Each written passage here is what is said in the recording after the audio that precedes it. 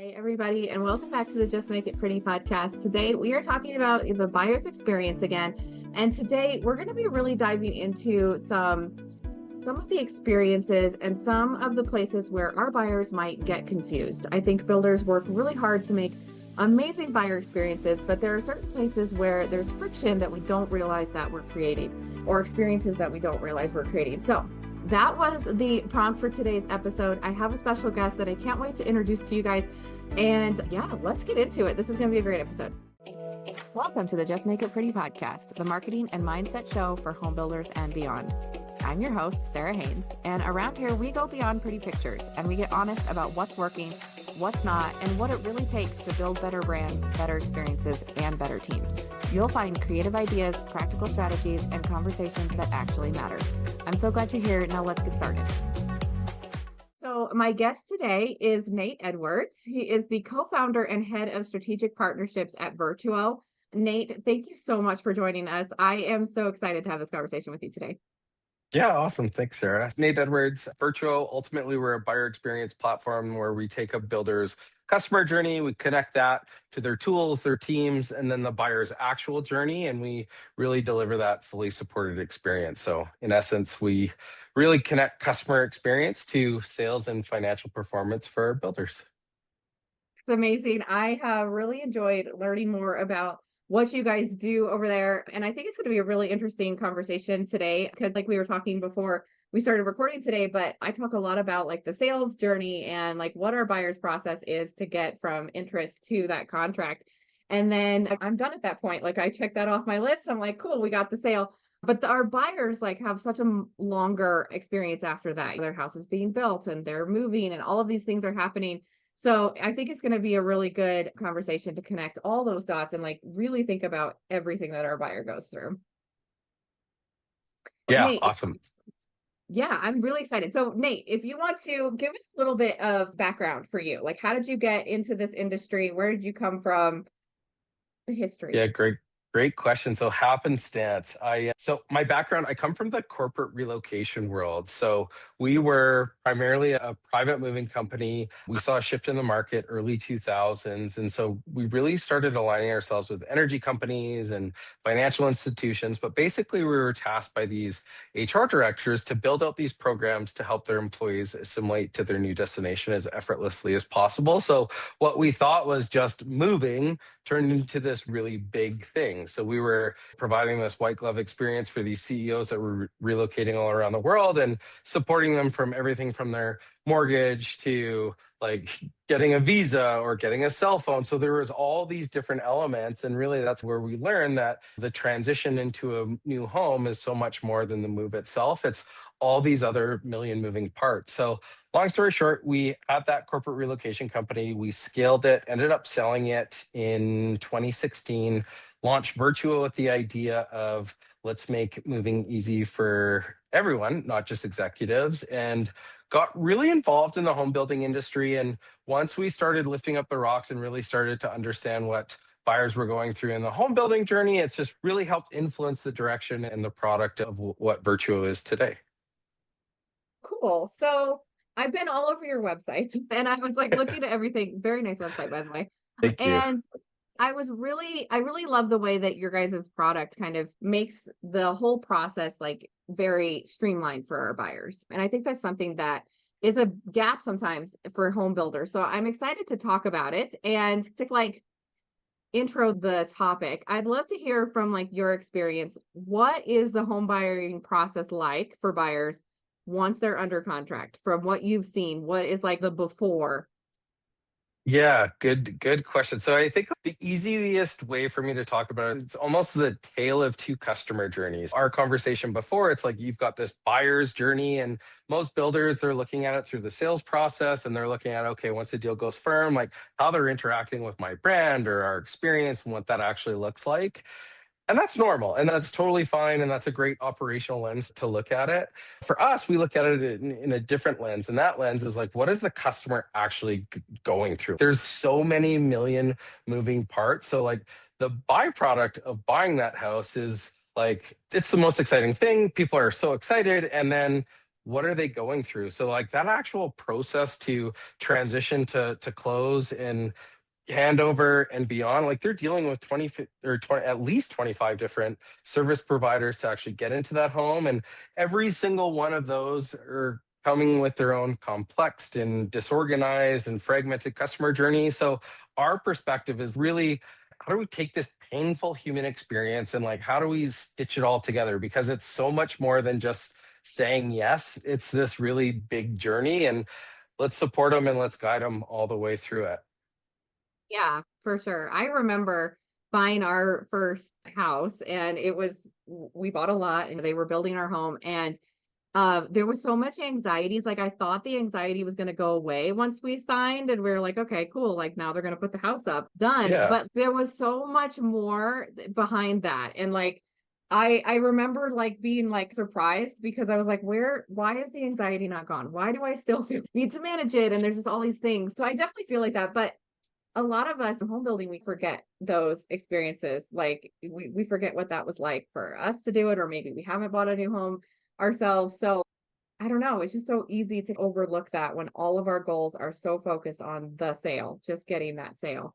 So from your perspective, like where do you see those like little milestones like in that journey? Yeah. Well, I think we just celebrated a big milestone. We just hit our 40th thousandth customer through our experience, which is pretty big. And so we've seen a lot. And I think like the anxiety component, it never goes away.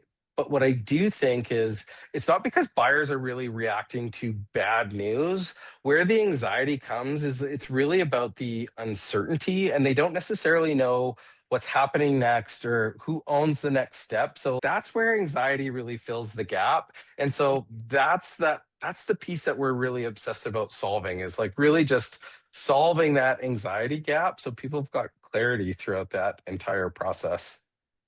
Yeah, for sure. A lot of the anxiety that I remember was like the only way we would know if something was happening on the house was if we drove by and saw it. That was Yeah. it. So there was a lot of unknowns. Like, I don't know if you've been here this week, like working on this house. Like, I have no idea. I'm just looking at visually what I can see. Yeah, and that's just it. And site visits, they're not well received by industry. So it's just like, how do we avoid that? How do we give people like that whole anticipation, give them the answers before they ask the questions? And that's how you can win. Yeah, for sure. Yeah, I'm sure I was like my builder's worst nightmare because I always wanted to be out there. Like, I just want to see what's going on. But yeah, you don't want to have your buyers like driving by or like stopping into the work site. That's not safe. And it's Yeah, just not, it's a lot of that communication piece, I think, in pretty much all of our episodes. That's what things boil down to is like just always. Yeah, communication. always. So now let's talk about it from the builder side. And what does that internal process for the builder look like when you guys like before or as you're coming in? Yeah, good question. I think, for us, there's people like you, Sarah, who are like obsessed about that customer journey, getting them to go firm. And that's awesome. That's the most critical step in the buyer's journey. It's like the second they actually become a buyer. But generally speaking, industry, it's just like that's where things fall off. And so what they do is they force a buyer into this really analog experience. And that 6 to 8 month build cycle, they're going through and they're pushing their customer through. And there's a lot of handovers, ownership becomes unclear. So there's a lot of things that are happening. And I guess really what we've learned is it's not just a painful, fragmented experience for the homeowner, it's painful and fragmented for a builder as well. So they've got multiple systems, they've got multiple tools, they've got teams, they've got so many different things. And it's disconnected. And so that disconnection leads to a lot of manual work. And that was really the biggest epiphany for us, is industry doesn't need another tool to solve this problem. It's not a customer portal, it's not another app, it's not another tool. What it really needs is like there's this orchestration layer that can really simplify everything. And so that's really been the gap that we've been trying to fill over the last few years. And that's been the evolution of our product. It's like just fulfilling that orchestration, because trying to change behaviors or change management and getting builders to do something new is different. But we just needed a way to bring it all together and just deliver it in this really beautiful way for a buyer without interfering with how construction does construction or how sales does sales and client care does client care. So there's a lot going on, but like being able to stitch that all together in that really harmonious way is the opportunity that we saw. Yeah. And do you think builders see that gap themselves, or is this something where this is just how it works? This is how you build a house. Yeah, I don't know. I think the more they look at it, the more rocks they want to uncover, the more they see it. Avid ratings. Obviously, our friends at Avid. I'm sure they're friends of yours as well. So they always post that one survey, and I can't remember the name of it, so don't hate me for that. But annually they post a survey, and what they do is they measure sentiment throughout the various stages of a customer's journey. And I think they've got like research discovery, and so that's like that whole buying process. They hit your website, they hit your sales centers, and that's generally neutral to positive. And then you get into like decision making. And so it's like that loan approval process. We're doing conditional waivers, like those things are happening. And then what is the sentiment? Like the second that deal goes firm, like under contract, like this is the most defining moment in the buyer's journey. And it is the height of excitement and emotion. And like customers absolutely love this moment. And so that's firming. And then the second that happens, you just see that fall off a cliff. Like all those different stages in that buyer's journey associated, like anything in between getting contract to keys is like it's just shitty. And it shouldn't be. Like this should be such an awesome thing. Like a buyer just gave you they wrote the biggest check they're ever going to write in their entire life. And you just see the sentiment. And then you start to see things pick up as you get closer to closing, like that PDI or pre-delivery inspection. So now they can touch it, they can feel it, and it's this thing. And so that becomes awesome. And then they get the keys and that handover day, and it's boom, that's the second highest point of elation. And it's just like this customer is like so happy at firming, it's shitty, and then it's so happy at closing. They get the keys, and then you just see that customer sentiment just fall off a cliff again. And it's just like all that honeymoon phase of getting the keys. Like there's just, I don't know. So back to your question of do builders see it? I would say there's more data on earth that suggests like they can see it, they can look at it every single day, but until they really want to start solving it and really understanding how to solve it, I think that's the two different questions. Yeah. I'm in marketing. So like my whole part of my job is like before that happens, like I've said. But one of the things that we're always thinking about is like how can we make our customers as happy as possible so that they become our cheerleaders and they go off and tell their Yeah. friends, and like we create this vibe around the company. And so I work really hard at that with like branding and things like that where I've got the control in marketing. But that experience like arguably could last the same, if not longer, in that the building phase and then the after phase. Like we need to keep them happy throughout that whole thing, or all of my brand work that I've done over here is just for nothing. They're like, So they look great. The experience really changes once you sign. And that's a huge gap, I think, for people that are trying to build brands that are really recognizable and that have all these cheerleaders out there and like are household names. You have to keep it consistent. yeah, and that's for us, it's like that's those transactional moments in that buyer's journey. Like those are your relationship building moments. And although all those different touch points, turn those touch points into relationships. And if you can do that really well, then it becomes that whole brand enablement piece. All the things that branding and marketing are trying to do, that tail end it's the most critical part. Yeah, that's what you're gonna be left with at the end, right? It's like the last bite. That's Totally. what you got. Yeah. So now one of the things too, I always, like I said, everything goes back to communication, but I also think it goes back to culture in your company. So do you feel like this disconnect that's happening, is it communication, or do you think it's a culture problem too, or maybe a combination? I don't know. Like I don't think it's a culture problem as much as it is a systems problem, even a communication problem. Like I think when teams are forced to work like across disconnected tools, like communication breaks down. It's like those are the byproducts of the things. I deep down believe every single stakeholder in a home builder like wants their customers to feel great. I don't think that it's anything but that. So I don't think it's a culture problem, but more of a systems problem. And I think, like information usually breaks down at those handoff points, and it's because it's a systems problem. People are really like, okay, I've done this, and like my job now is done, and so then it gets handed over to the next or the next person, and so now like construction, they're doing their thing, and it's just okay, my job is now done, and so client care or warranty, it's okay, now here's my job, and it's just there's so many different silos, and it's just I feel like people are industry could be somewhat myopic in thinking where they're thinking about like these different phases in the journey as opposed to thinking about that end to end journey.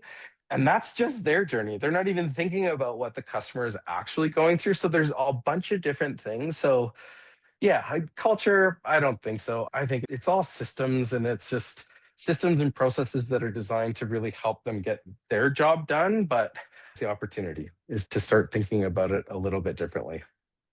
Right.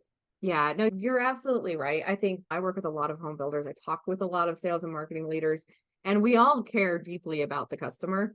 And these kind of gaps or whatever, however those come up for the customer, it's never like really an intentional thing. We're not like, oh, we're just gonna drop them. Totally. Like, thanks for Yeah. your money, bye. I've never heard that kind of vibe from a company. But I think it's just the lack of that, like you said, like looking at everything holistically, like the entire process. Totally. Totally. And I think like I said, like that's the biggest opportunity. It's just once you start looking at it from a different lens and start thinking about not just, okay, my job is done, but start thinking about, like, okay, what can we anticipate next, or what can our buyer anticipate next? And then when you can start serving that buyer throughout those things, leveraging the insights that you already have, like you can really get Yeah. great. Yeah. Yeah, basically what you're saying is the culture is already there. It's just like a continuation. You just have to continue to push the same values that you already have. Exactly. Exactly. I would also say too, it just comes down to that customer ownership. And we've got a lot of builders where ownership is very transactional throughout the journey. Sales will do sales, and then everybody has their own way, which is totally fine. But who's really holding that buyer's hand like end to end, and who is accountable? And those handovers is where opportunities start to show themselves. But if you have that ownership piece solved, and once you can really focus on like really improving that buyer's experience, that's how you're going to get the happier buyers. And then once you get the happier buyers, then you can start connecting that to like sales and sales efficiency and all the other things that everybody's thinking about right now. But for us, it's all about who owns the customer and how do you make that great.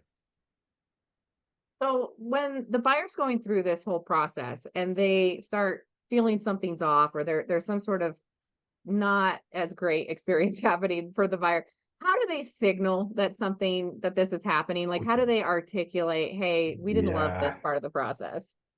I think signals something we look at all the time. I think there's two big signals that you can understand their frustration through observation, and they're polar opposites. But one would be like that buyer who starts to over communicate, that buyer who starts showing up on site. They're going outside of their process to get answers. They're talking to construction managers, they're talking to the salespeople, they're trying to talk to all these different people to get the information that they're looking for. And so that's customer A. And then you've got customer B. And so this is the customer who becomes just generally disengaged. So like fewer responses, shorter messages, like you're starting to see it. So like you just need that steady communication. And like when it goes to one extreme or to the other, that's where you know that there are some signals that like something is off. It is a feeling, but definitely a feeling that most builder teams can observe. Yeah. So I'm customer A is what you're saying. I'm gonna Yeah, overmanage. I'm customer A too. Yeah, no, I Yeah. can definitely see that. They start feeling like they need to manage the project because they don't have any clarity on where things are at. So I better get involved.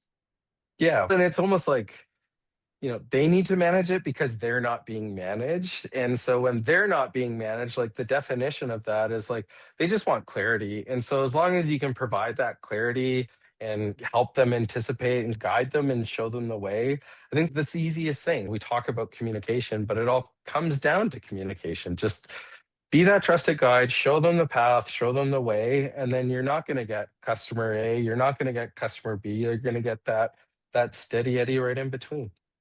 Yeah, that's the dream client that we're all looking for. The dream client. Totally. Let's say you've got this all figured out, right? And you've got this dream client. How do you feel like that changes on the buyer's side, or sorry, the builder side? So the builder team now has this buyer that's super happy. The system seems like much more cohesive. What does that change internally? I think it comes down to a couple of different things. I think buyer confidence, we know that's an issue right now, but if you can exude that confidence internally, that will naturally exude externally. So it's almost that feeling like this is still it's the most expensive purchase anyone will ever make. This is insanely expensive. It's insanely emotional. This is this thing. And so if you can exude that confidence internally, naturally they'll get that externally. So, when roles and timelines and expectations are clear, communication becomes more confident back to your builder, everything becomes more consistent. And then buyers, like they trust it. They really trust that process. So you got to solve the things inside to get the things outside that you're really looking for. Yeah, so it seems like internally for the builder, there's just more visibility. Like your salesperson, your marketing person, your OSC, whoever can see exactly what that process is as well and follow along with the builder. So like their confidence in their own process raises. Am I Totally. understanding? 100%. 100%. That's really interesting because one of the things that my partner Sherry, she's always talking about is when she was an OSC and she worked as like in marketing, and then she was an OSC for a long time for a builder. And she would do on site, like she would go on site, she would talk to the construction manager, she would go and talk to the plumbing guy, and like she did these Love interviews it. and stuff so that she could learn the whole process, and like that so she could like also explain it to buyers and things like that. And the builder that she worked with was great. Like they had a really good culture where there was a lot of that visibility. But that's not always possible, and it doesn't always happen. I've noticed that's not always like something that people focus on.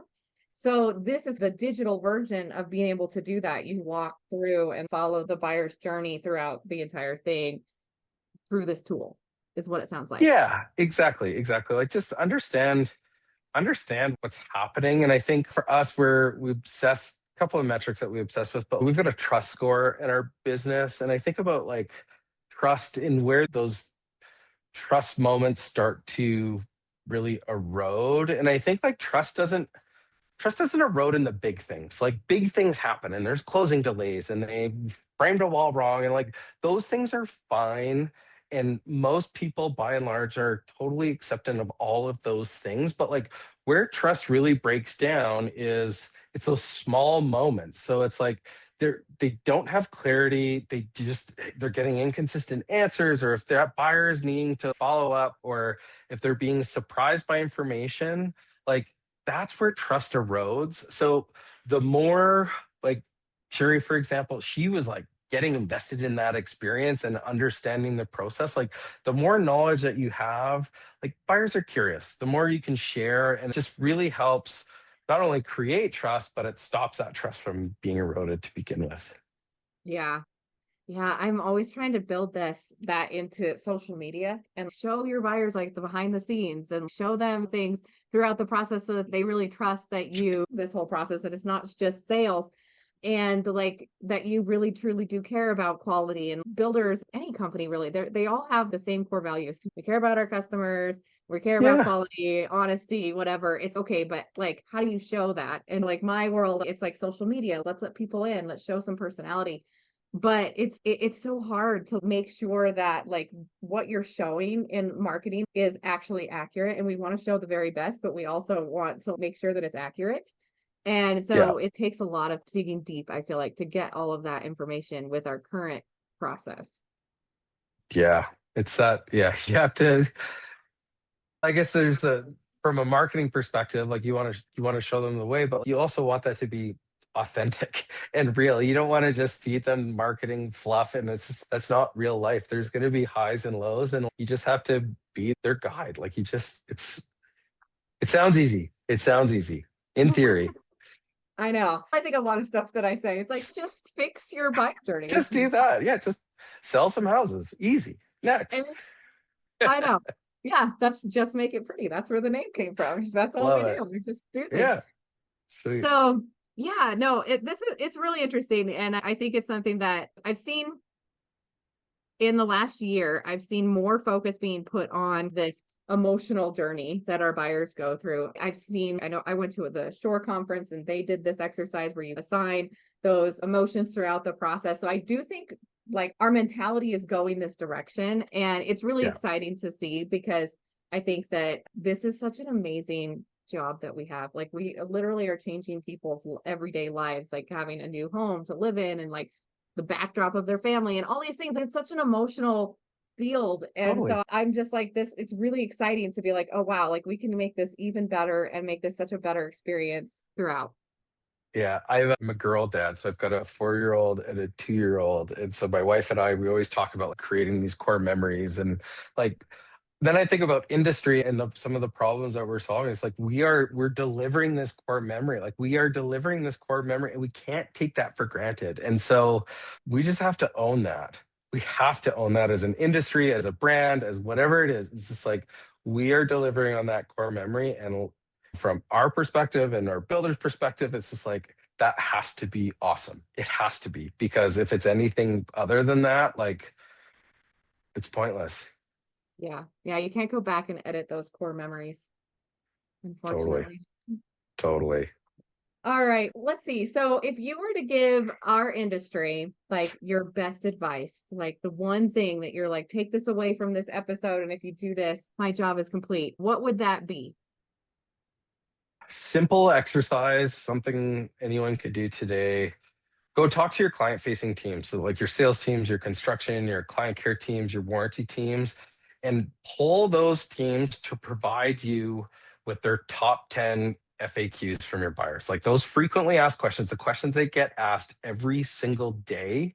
And once you understand that, like start paying attention to where those buyers are asking and like what questions are they asking. Because if they're asking the same question, therein lies your opportunity, because repetition usually means it's something that's not clear, it's not shared, it doesn't stick, or there's friction. So the answers are within your teams. Give people the answers before they ask the question. And if you can do that just one thing, you will drastically improve your buyer's experience.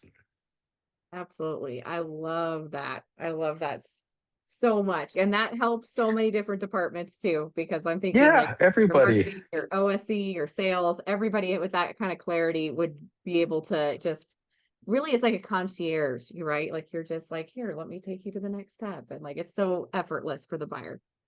Exactly. Exactly. Nate, let's say that one of our listeners or many of our listeners hopefully want to get into contact with you. Where are you on the internet? What's the best way?